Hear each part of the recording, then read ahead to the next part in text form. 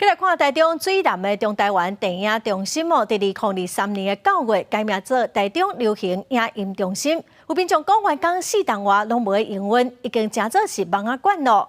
市政府表示讲，台中流行影音中心哦，已经在去年的9月甲厂商签约，10月底点交，按算2026年年底进前哦，会开始营运。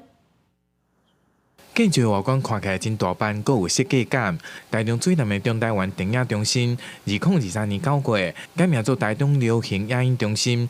不过到即嘛外口，拢是为着位置并无动静，民众讲起好无法度开放，安尼做法实在是无彩钱。你至少你可以供老百姓使用，对不对？但是现在你放在那边也没有用。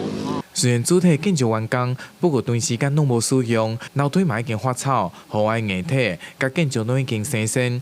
议员表示，虽然改变规划方向，不过到即嘛，最南金茂园区真侪项公共建设都还未建伫完成。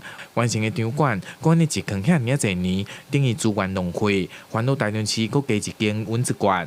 到现在已经完工超过4年了，旁边还围着围篱标准的蚊子馆。 浪费了市民17亿的纳税钱。市府表示，台中流行影音中心开了17亿，2020年12月完工，2021年6月嘛已经完成验收。经过真侪次招标了后，去年9月甲厂商完成签约，10月完成场地点交，就会以 OT 的方式来规划经营，希望除了电影以外，发展成为多元化影音交流中心，将积极的引入国际知名的动漫及电影 IP。 并规划科技互动、沉浸式体验的空间，还有国片艺术院线的影厅、多功能展演等空间。市府表示，民众对着影音的阅听习惯改变，就会引进包括着动漫以及游戏等内容。初期投资计划是4.05亿，预算上紧，2023年年底对外来营运。公司新闻台中报道。